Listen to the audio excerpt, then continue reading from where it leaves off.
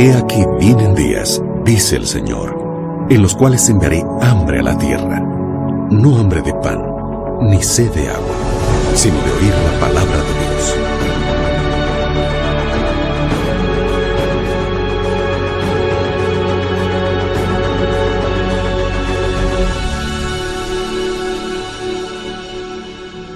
Libertad sin límites, con Joel Flores.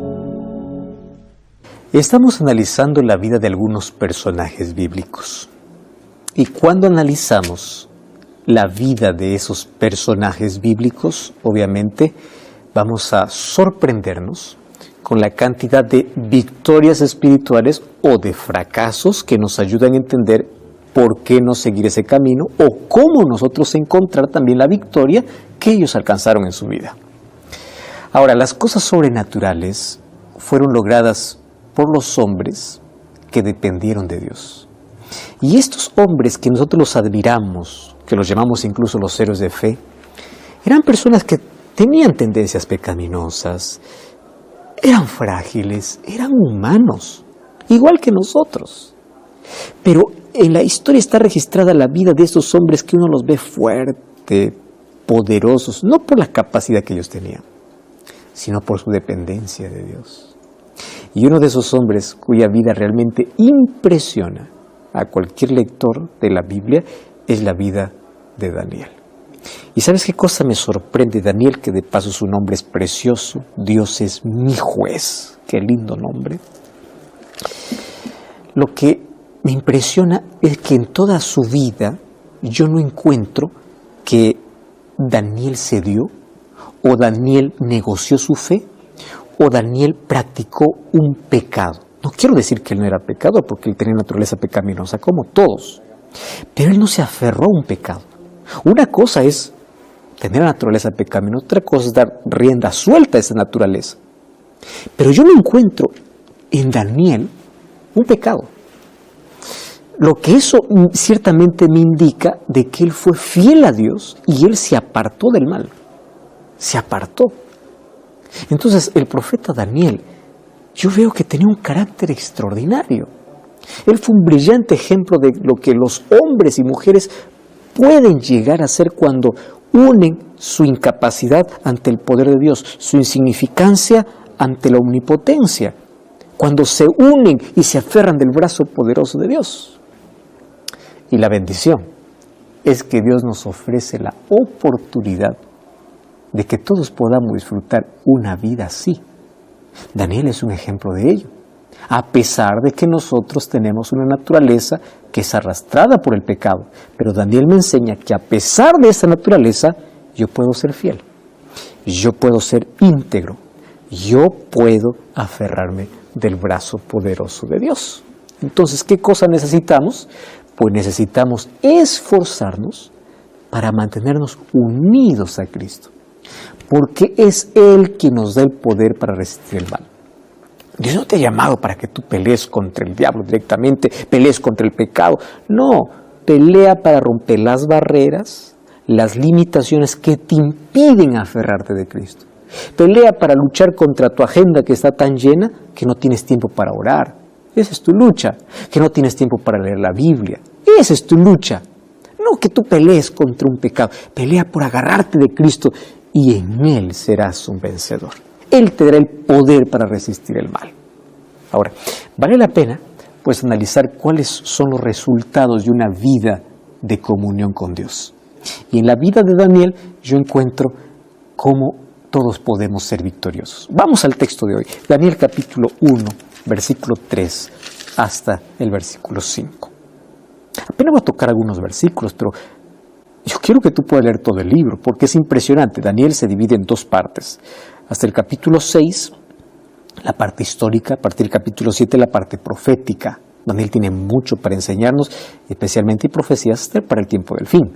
Pero la parte histórica me enseña ese Dios soberano y lo que Dios puede hacer en un ser humano que se entrega a Él. Dios no está buscando mejores planes, mayor tecnología. Dios busca mejores hombres, mejores mujeres.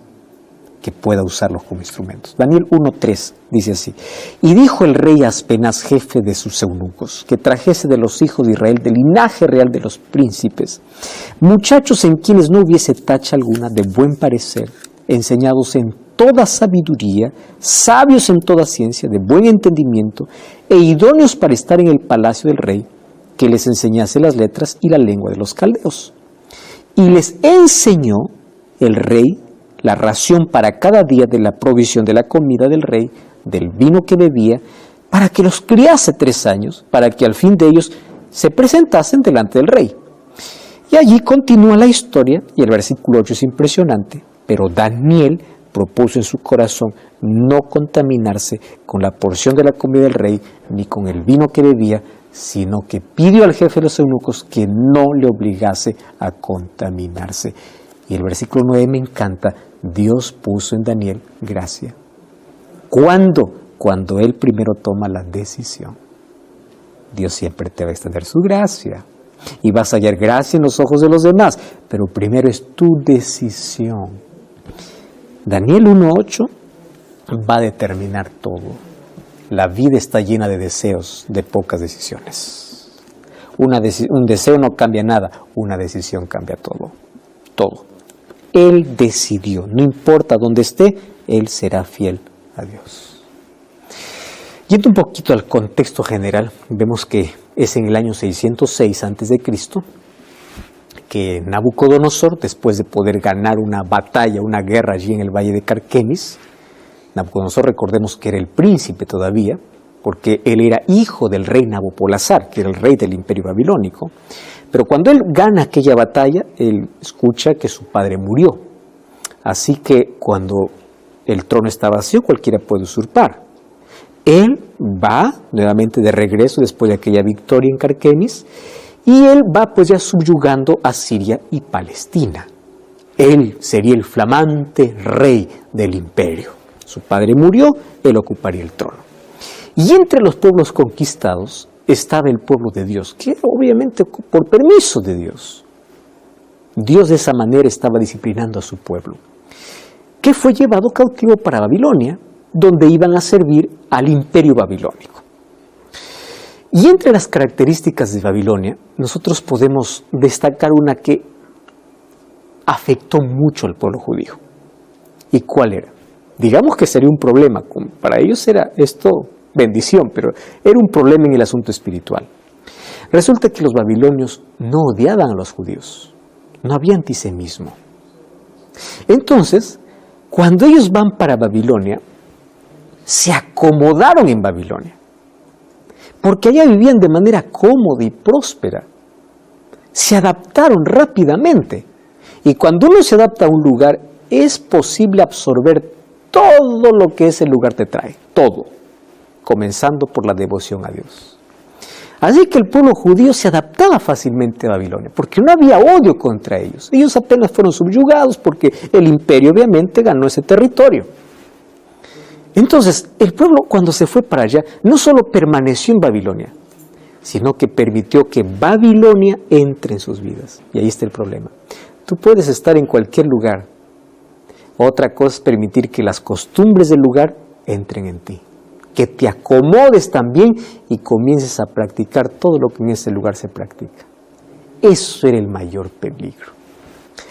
Ahora, en ese contexto, Nabucodonosor, él pide a sus oficiales para que puedan separar entre los hijos de Israel a muchachos, interesante, muchacho supuestamente es más dócil, se puede mejor moldear, y les dice: quiero muchachos con características especiales.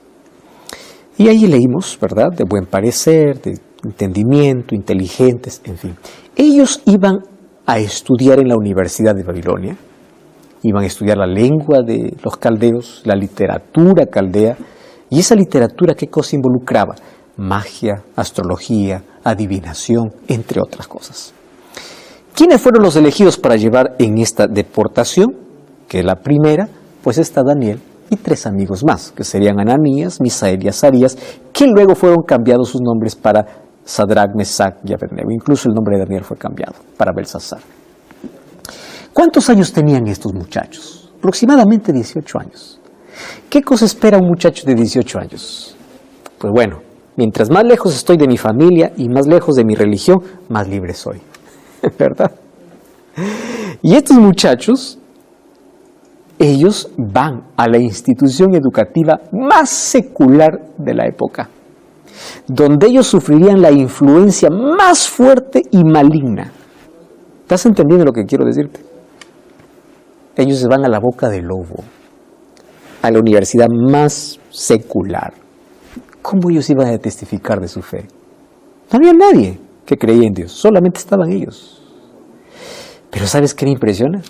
Que a diferencia de muchos muchachos que piensan, mientras más lejos del hogar, más libre, mientras más lejos de mi religión, soy más libre, estos tres, junto con Daniel, decidieron permanecer fieles a Dios. Porque aquel que quiere ser fiel, no importa el lugar donde está, es fiel.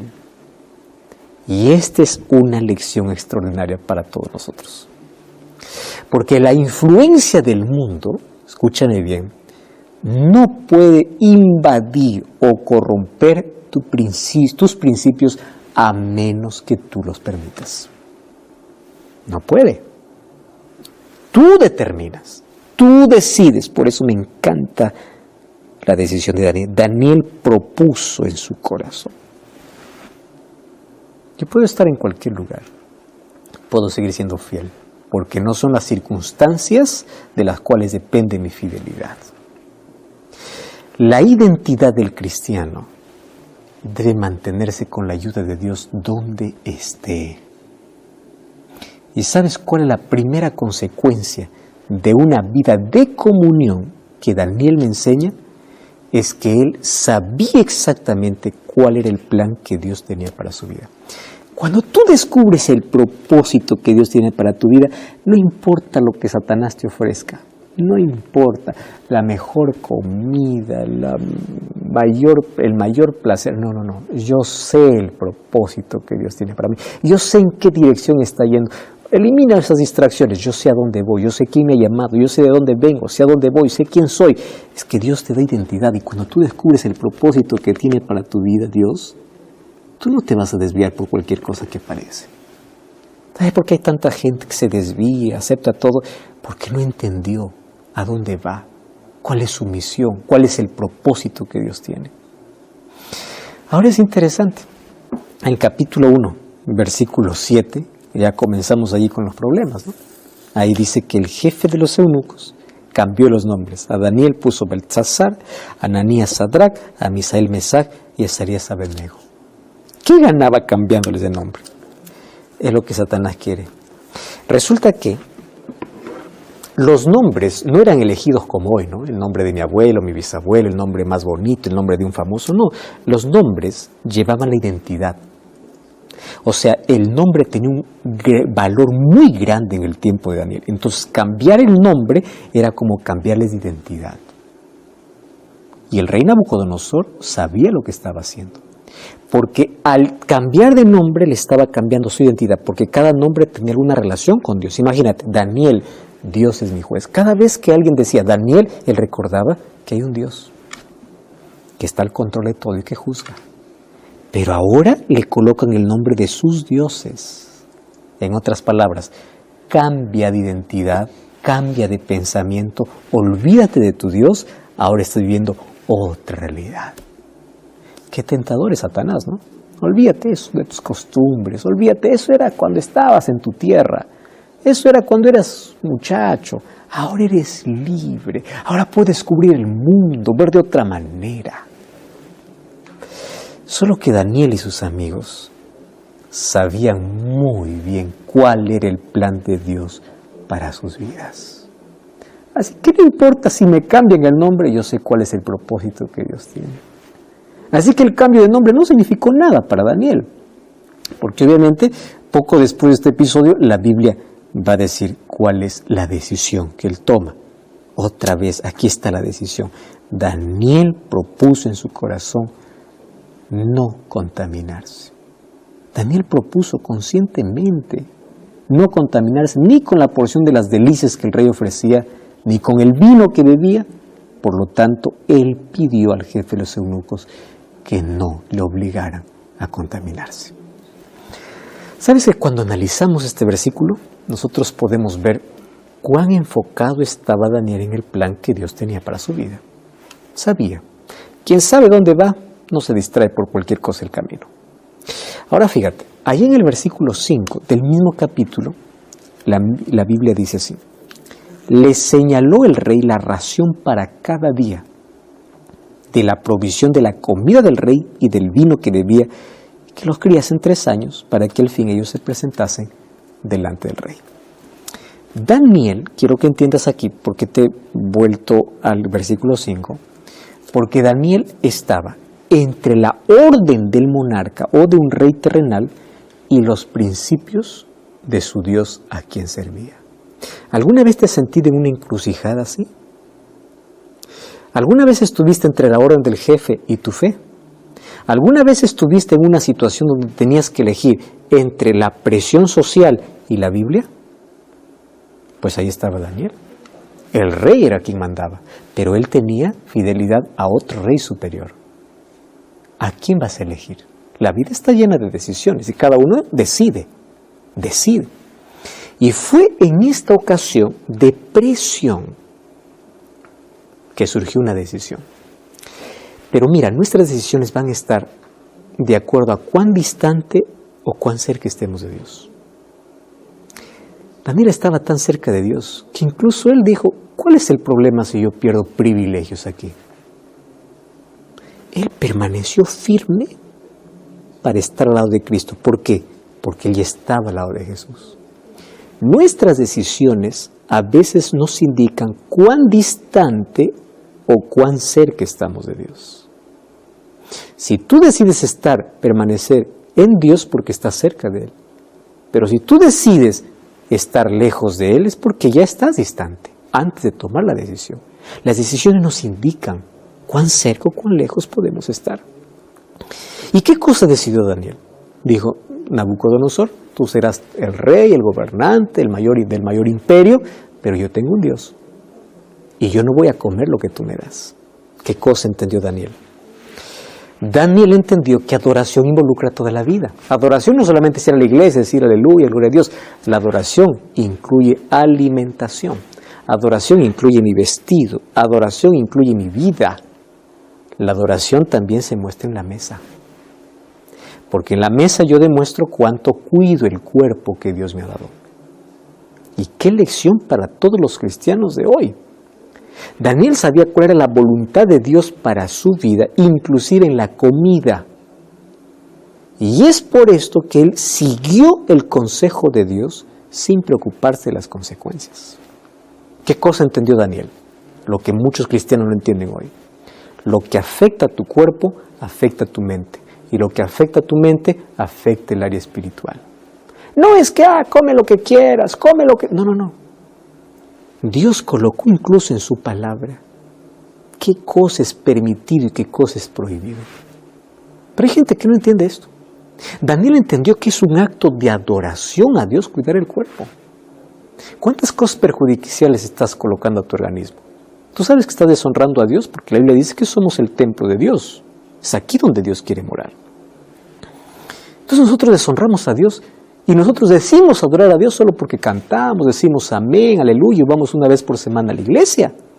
No, querido, la adoración involucra todas las áreas, nuestro estilo de vida. Ahora, otra característica que podemos destacar aquí en la vida de Daniel es que él tenía una completa dependencia de Dios. Y su dependencia de Dios le ayudaba a hacer la voluntad de Dios en todo. Y esta dependencia se ve más evidente, obviamente, en el capítulo 2. Podemos evidenciar esto cuando analizamos allí el próximo capítulo. En el capítulo 2 encontramos que Daniel se enfrentaba a un gran desafío. Resulta que el rey Nabucodonosor había soñado algo que providencialmente no recordaba. Así que él convocó a todos los sabios y adivinos de su reino y les pidió que le dijeran qué cosa es lo que había soñado y cuál era la interpretación de ese sueño. Solo que esta era una petición muy difícil. Cualquier humano, nadie lo podría decir, porque ¿Cómo tú puedes adivinar qué soñó alguien? Claro, ¿cuál fue el resultado? Ninguno de los sabios podía responder al rey sobre el sueño. Así que el rey estuvo enfurecido, dijo, estoy dando de comer a quienes, aquellos que se proclaman sabios y no saben adivinar lo que yo soñé. Así que él dio un edicto para todo el reino. Todos van a ser asesinados. Y esos todos involucraba ¿a quién? A Daniel. Así que Daniel se presentó al rey y él le pidió que por favor le asignara una fecha límite, porque él le va a decir al rey qué cosa es lo que ha soñado. Daniel capítulo 2, versículo 16 al versículo 18, dice así. Daniel entró y pidió al rey que le diese tiempo. Él le mostraría la interpretación al rey. Y luego dice que Daniel se fue a su casa para contar esto a Ananías, Misael y Azarías, que eran sus compañeros. El versículo 18 me encanta. Para que pidiesen misericordias del Dios del cielo sobre este misterio, a fin de que Daniel y sus compañeros no pereciesen con los otros sabios de Babilonia. ¿Cuál es la actitud del profeta cuando se enfrenta a una situación que amenaza la vida? Oración. Esto es un ejemplo de dependencia. Daniel no está buscando a Dios como último recurso. Daniel busca a Dios como su prioridad. ¿Cuándo buscamos a Dios? Cuando ya está todo acabado. No. Es lo primero que hace Daniel, no es lo último que hace. Daniel no se reúne a sus amigos y dice, a ver, ¿qué podemos hacer? Hagamos algo. No sé, ¿tú qué opinas? No, él no dice, basta de opiniones. Vamos a orar. Daniel reúne a sus amigos para buscar el recurso más grande que el cristiano tiene en todo tiempo. Mucho más en tiempo difícil, la oración. Ya entendimos en el libro de Daniel que él tenía la costumbre incluso de orar 3 veces al día. Y eso era lo que le capacitaba a Daniel para poder enfrentar cualquier situación, incluso en las horas más difíciles. La oración para él era una necesidad, no era un recurso último de la vida. ¿Cómo necesitamos aprender esto en nuestra vida? Porque él hizo de Dios su fortaleza y el temor del Señor estaba continuamente delante de él en cada momento de su vida. Porque aquel que busca a Dios en todo momento, Dios actúa en todo momento. La dependencia de Dios que se manifestó en la vida de Daniel fue una clara señal de cómo podemos mantener una comunión íntima con el Creador, de que es posible, de que todo cristiano que desea resistir tentaciones que el enemigo coloca necesita llevar una vida de oración como Daniel, que todo creyente que necesita tomar decisiones firmes y seguras necesita orar, necesita tener este hábito que brota de un corazón que es frágil y que sabe que necesita de Dios fortaleza. Y quiero recordarte una cosa, Satanás no puede vencer a aquel hombre que coloca su corazón en las manos de Dios. Para que Satanás te pueda derrotar, primero tiene que separar de Dios. Y para separarte, te seduce. Para separarte. Porque mientras estés cerca de Dios o tu corazón esté en Dios, Él no podrá derrotarte. Porque cuando estamos conectados a la vid verdadera, recuerda la ilustración que Jesús hizo en Juan 15, producimos el verdadero fruto del Espíritu. ¿Por qué? Porque recibimos la savia. Tomando el ejemplo de una planta, ¿no? ¿Y esa savia de dónde viene? De Jesús. Esta fue una realidad en la vida de Daniel. Él fue un buen testimonio, que fue consecuencia obviamente de que de su dependencia de Dios. Y aquí podemos ver cuán bien habló el testimonio de Daniel acerca del Dios que él mostraba. Es la manera como debemos mostrar a Dios. Porque cuando nosotros vamos allí un poco más al capítulo 5 de Daniel, encontramos otra vez otra interesante historia. Ahora es el rey Belsasar que sería el nieto de Nabucodonosor. El padre de Belsasar sería Nabonido. Así que él, en su locura, en su borrachera, él bebió mucho alcohol y mandó traer los vasos que eran consagrados a Jehová. Entre todos los pecados que se estaban cometiendo, obviamente aquí destacamos ¿verdad? Que lo hizo muy evidente. Los objetos sagrados que habían sido tomados del templo en Jerusalén estaban siendo utilizados para una fiesta, para una borrachera. En un momento de la fiesta Dios interviene y aparece allí una mano que comienza a escribir un mensaje en la pared. Belsasar, ahora que estaba totalmente ebrio, pues esa escena lo lleva a temblar, a un estado emocional totalmente diferente. Cuando tú vas a Daniel capítulo 5, el versículo 6 dice que en aquella hora cuando apareció esa mano que escribía delante del candelero, el rey vio que la mano escribía. Y allí dice que el rey se puso pálido, sus pensamientos lo turbaron, se debilitaron sus lomos y sus rodillas, daba una contra la otra. El placer acabó. Acabó, porque el placer es momentáneo, es efímero. ¿Qué cosa hace Belsasar? Pues convoca a todos los que teóricamente podrían descifrar aquella inscripción. Pero igual que en el capítulo 2, ninguno pudo. Nadie pudo ni siquiera leer o interpretar. No respondieron satisfactoriamente al deseo del rey. Entonces en el versículo 7 dice que el rey mandó en voz alta, ¿no? Tráiganme aquí los encantadores, los caldeos, los adivinos, preséntense. El rey habló y dijo a todos los sabios de Babilonia, cualquiera que pueda leer esta escritura y me declare cuál es su interpretación, ahí les da. ¿Cuál es su premio? Será vestido de púrpura, traer una cadena de oro en su cuello y será el tercero en el reino. Claro, dice tercero porque era el segundo. Su padre, Nabonido, era el rey. Él era el segundo en el reino. Y quien interpretara el sueño sería el tercer gobernante. Entraron allí todos los sabios del rey, pero lo mismo que en el capítulo 2, nadie podía leer, ni siquiera podría interpretar. Nadie dio la interpretación al rey.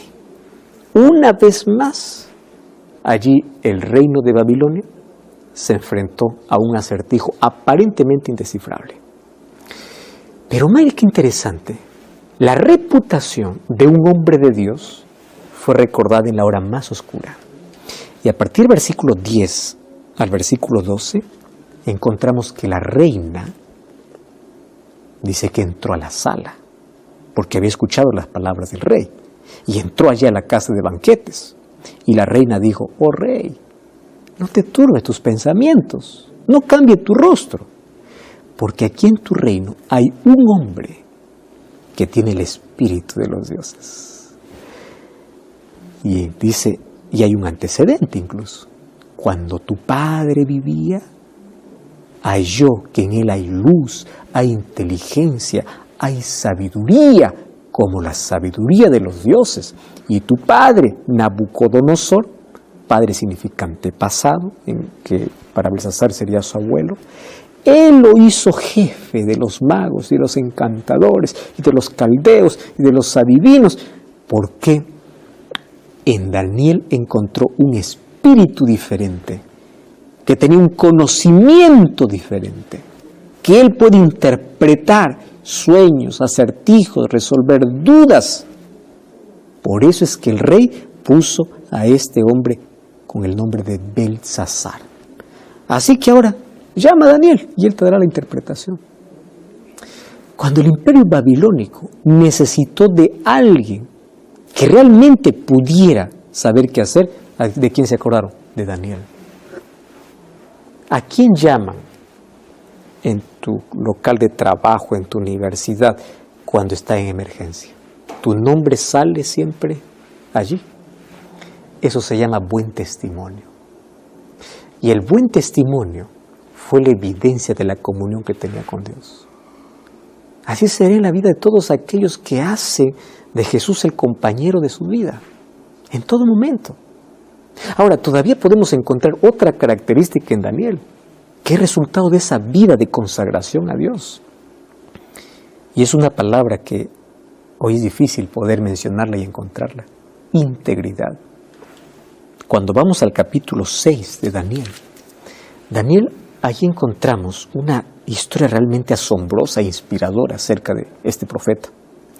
Tú sabes que el imperio babilónico ya había pasado y los medos y los persas ahora estaban asumiendo el gobierno.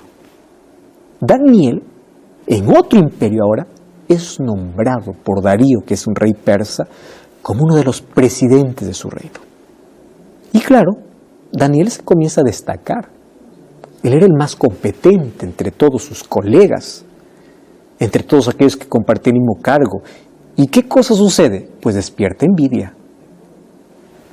Ahora, ¿sabes qué cosa dice la palabra de Dios? Dice que ellos, al tener envidia de Daniel, comenzaron a buscar alguna cosa para acusarlo. Y la Biblia registra aquí un pasaje a la verdad que debe llevarnos a meditar en nuestra vida. Daniel capítulo 6, versículo 4, versículo 5.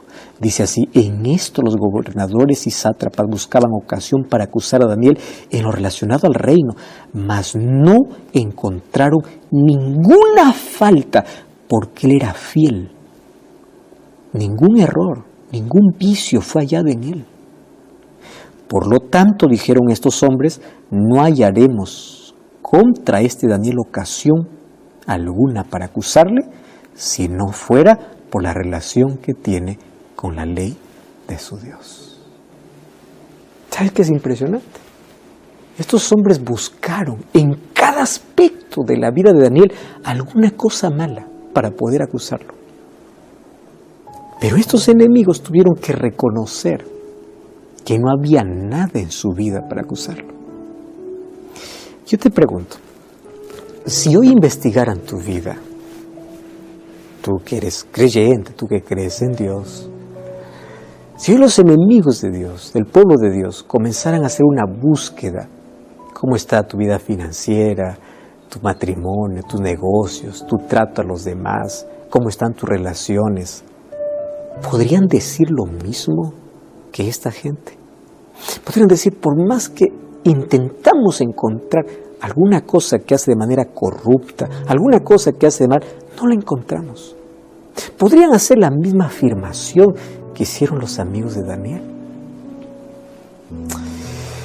¿Sabes que si nuestra esperanza se limita solo a nuestra existencia por un poco tiempo aquí en esta tierra, pues sería inútil luchar contra el pecado y acercarnos y aferrarnos a Dios?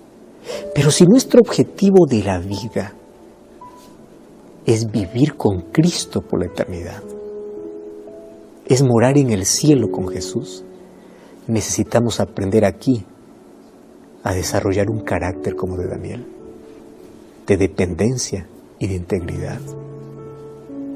La vida de devoción de Daniel significó que al finalizar sus días, él escuchara una promesa tan linda, la que todos los seres humanos anhelaríamos escuchar. Daniel capítulo 12, versículo 13 dice así: pero tú, Daniel, vas hasta el final, pero vas a descansar. Pero al final de tus días, te levantarás para recibir tu herencia. Cuando Cristo regrese, tú te levantarás para recibir la eternidad. Este es el resultado de aquel que desarrolla una vida al lado de Jesús. No sabemos cuándo Jesús volverá, pero lo importante es que nuestra vida puede estar en Él. Lo importante es que al descansar la muerte sea vista como un sueño, que dormimos con la certeza de que un día seremos despertados en aquella mañana gloriosa cuando Cristo regrese. Hay una parte que pertenece justamente a esta historia que me llena tanto de satisfacción, y es que es necesario que el ser humano siempre esté aferrado al Salvador. Aquel que está aferrado a Cristo tiene garantizada la salvación, garantizada que en su vida siempre va a haber la mano de Dios. Todos los cristianos pueden tener en su vida victorias, como también Daniel lo tuvo. Y es un ejemplo para todos. Solo necesitamos tener una vida de comunión con Jesús, como Daniel lo tuvo. Es necesario tomar decisiones firmes, abandonar todas aquellas cosas que impiden nuestra relación con Dios, adorar a Dios de todo corazón. ¿Qué cosa te está separando de Dios? ¿Para qué estás dedicando más tiempo? Internet, relaciones equivocadas, cualquier otra cosa que te está alejando de Dios debe ser abandonado. Y dedícate a la oración, al estudio de la Biblia. Y hoy tú puedes convertirte en un Daniel moderno. Donde tú estés, verán que Dios te guía. Es hora que tomemos decisiones firmes y profundas. Si hay una cosa del cual el enemigo quiere alejarte, es de Dios. Nunca permitas eso. Nunca permitas eso. Y si estás lejos de Dios, separado de Él, vuelve a Cristo. Dile: Señor, aquí estoy. Quiero tomarme de tu brazo poderoso. Quiero encontrar en la oración y en tu palabra mi dependencia en ti. Quiero aprender a caminar contigo. Y es a través de la oración, a través de la entrega y del compromiso diario con Dios que tenemos una vida victoriosa. Satanás no tiene miedo cuando tú vas a una iglesia. Él tiembla cuando te ve de rodillas en casa. Él no se incomoda cuando ve gente levantando las manos y adorando a Dios. Él tiembla cuando ve a un cristiano en su comunión con Dios a través del estudio de su palabra. Satanás ha intentado por eso llenar nuestra agenda de tantas actividades para no encontrar tiempo para relacionarnos con Dios. ¿Ya te diste cuenta que incluso nos alejamos de Dios haciendo cosas buenas? Yo no te estoy diciendo que tú haces cosas malas o equivocadas, pero haces tantas cosas que nunca encuentras tiempo para relacionarte con Dios. Tú no haces cosas malas, haces incluso cosas buenas y loables, pero estás lejos de Dios. ¿Por qué no tienes tiempo para orar? No tienes tiempo para la Biblia, no tienes tiempo para comunión, no tienes tiempo. ¿Y sabes cuál es el resultado? Una vida de hipocresía. Por afuera parecemos bien, pero por dentro estamos vacíos, vacíos de Dios. Hoy comencemos una vida de dependencia, una vida de oración, una vida donde nos sostenemos del brazo poderoso de Jesús. Y Él nos convierte en un vivo ejemplo de lo que es capaz de hacer una persona que depende de Él. A partir de hoy comienza una nueva historia, comienza una nueva vida, comienza una vida de relación con Dios, sabiendo exactamente cuál es el propósito que Dios tiene para tu vida, eliminando todas las distracciones y enfocándote solamente en Cristo y en el plan que tiene para ti. Si así lo decides, quieres tomar la misma decisión de Daniel de ser fiel a Dios y de depender de Dios, ora conmigo. Querido Dios, aquí estamos, débiles, frágiles, que cedemos y caemos porque vivimos separados de ti. Mas hoy queremos que nuestra historia cambie. Queremos aferrarnos de tu brazo poderoso. Queremos experimentar la victoria en nuestra vida. Queremos que Cristo sea reflejado en nosotros. Acepta nuestra entrega. En el nombre de Jesús. Amén. Te invito como siempre a buscar una iglesia adventista del séptimo día para seguir comprendiendo el plan que Dios tiene para nuestra vida. Y recuerda que la verdad te da libertad y te prepara para la eternidad. Hasta la próxima.